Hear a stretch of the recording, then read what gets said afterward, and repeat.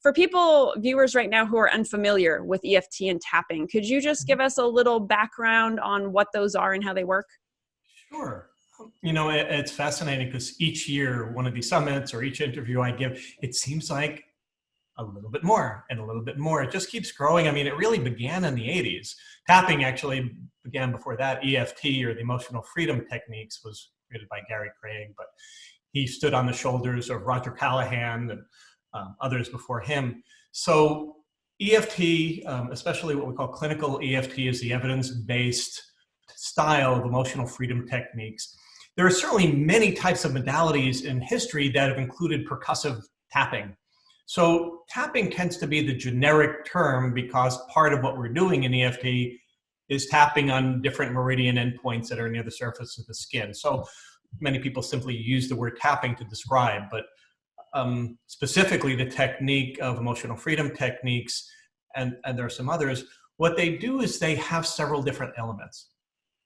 And the elements really have a bringing forth of the thinking, the thoughts, the beliefs, feelings, the felt sense in the body of what we're experiencing right now, or perhaps of a worry about the future, or perhaps a memory from the past. And it brings it forward into the mind, right? Where it's more malleable and can be flexible in a sense and adaptable. So when we tap on and stimulate and we create a response in the body that has a calming response, that has a relaxing response physiologically in our bodies, in our brainwaves, et cetera, then the theories start to look at a counter conditioning starts to happen, in which while we're saying these words, while we're having a mindful witnessing of what we're feeling, while we're tuning into the somatic or body parts of what we're experiencing, that we can alter and change the way that we experience that which we're thinking about, that which we recall, that which we're tuned into.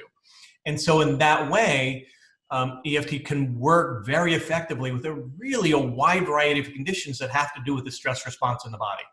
It's kind of, I want to say, in a sense, we're rewiring our relationship to the stressful thing that we're putting our attention on.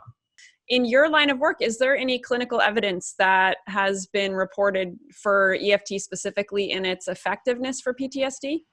Yeah, good question. And to be honest, there's probably more research evidence for the effectiveness of EFT for PTSD than almost any other condition. We have meta-analyses which basically look at the review of all the studies that are out there, and there are many with PTSD using EFT. So there's actually a significant body of evidence.